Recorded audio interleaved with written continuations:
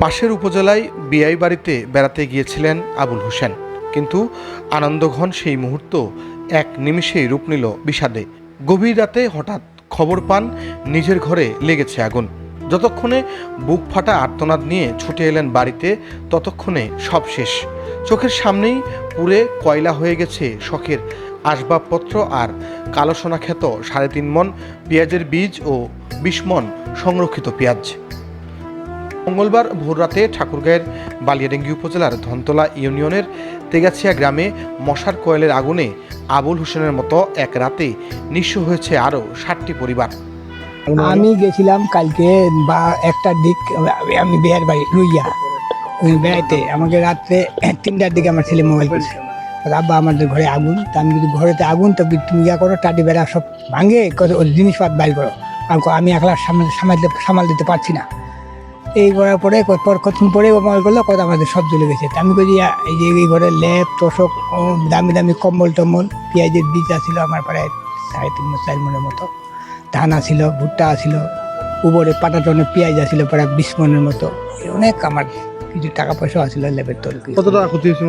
ক্ষতিতে মনে আমার 5 লাখ। 7টা পরিবার কেমন ক্ষতি হবে? 7টা পরিবারে ধরেন 20-22-25 লাখ। ক্ষতিগ্রস্তরা জানান, প্রতিদিনের মতোই রাতে ঘুমিয়ে পড়েছিলেন তারা। হঠাৎ করেই বাঁশ ফাটার বিকট শব্দে ঘুম ভাঙলে দেখেন চারদিকে আগুনের লেলিহান শিখা। কোনো মতো গোয়ালঘর থেকে পালিত গরুগুলোকে বের করতে পারলেও বাঁচাতে পারেনি ঘরে জমিয়ে রাখা কষ্টার্জিত ভুট্টা, ধান আর শখের আসবাবপত্র। চাচি আম্মা উঠো, চাচি আম্মা উঠো। আমি মনে করছি মানে ভূমিকম্প, এখন তো সারা দেশে ভূমিকম্প। ওই মনে করে আমি আমার 2টা বাচ্চা, একটা ছেলে একটা মেয়ে, দুজনকে জড়াই ধরে বাইরে বেরোয়েছি। যেমনি থেকে বাইরে বেরোয়েছি, বারান্দায় আসছি, আসার সাথে দেখতেছি যে ওই পাশে আগুন একবারে উপরে উঠে গেছে। তখন তো দেখতেছি আর উপায় নেই, যেহেতু উপরে উঠে গেছে, বাচ্চাগুলোকে এখানে বের করে দিয়ে আমার শ্বশুরকে বলছি যে গরুগুলো বের করেন। উনি গরুগুলো বের করে নিয়ে আসে, ওই দিক বাঁধে দিলাম। দিয়ে দেখতেছি যে আমার রান্নাঘর, ওইটা রান্নাঘরে আগুন চলে আসছে। রান্নাঘরে আসা মানে ওইটা তো ধরে পড়ছে। তখন তো আমার থাকার ঘর, তখন থাকার ঘরে সব জিনিসপাতি, ফ্রিজ ট্রিজ ছিল, যা কিছু ছিল, আপনার ট্রাক সব কিছু বের করছি। বের টের করে এখানে আবার আমার কিছু ছিল, গরু ছিল, গরুগুলো তো বের করে নিয়েছি। আমাদের মেশিন ছিল, ওই যে সেলো মেশিন ছিল, তারপরে হচ্ছে স্প্রে করা মেশিন ছিল, আমার হাঁস ছিল, আর এখানে আমার যে একদম যে পেঁয়াজের বিক্রিও ছিল অল্প। আর হচ্ছে ওই যে থাকার জন্য একটা, আমার শ্বশুর যখন আমরা যে গরু চুরি শোনা যায় না, তখন উনি এখানে থাকতেন, যে বিছনা সব আছে।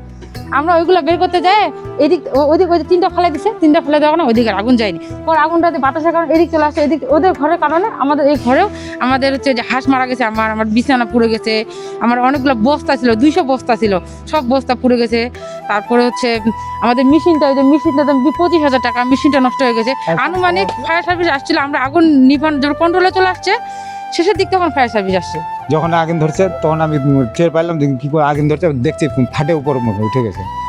দৌড়ায় ওখানে যা চিল্লাই যে আমার ছেলেটাকে ডাকি আর কি, আমার ছেলেটা ওই ঘরে থাকে, ওকে বলতেছি যে বাবু কী করছে, আমার ঘর জ্বলে গেল। বালিয়াডাঙ্গিতে কয়েলের আগুনে এমন ভয়াবহতা এই প্রথম নয়। মাত্র 2 দিন আগেই উপজেলার বড় পলাশবাড়ি ইউনিয়নে একইভাবে পুড়ে যায় খামারি দরুল হুদার গোয়ালঘর, যেখানে 5টি গরু ও 8টি ছাগল হারিয়ে নিঃস্ব হন তিনি। স্থানীয় সচেতন মহলের শঙ্কা, মশার কয়েল ব্যবহারে এখনই সচেতনতা না বাড়ালে গ্রামীণ জনপদে এমন বুক ফাটা আর্তনাদ আর ক্ষয়ক্ষতির মিছিল কেবল বাড়তেই থাকবে। আলমম জীবন, উত্তরবঙ্গ সংবাদ, ঠাকুরগাঁও।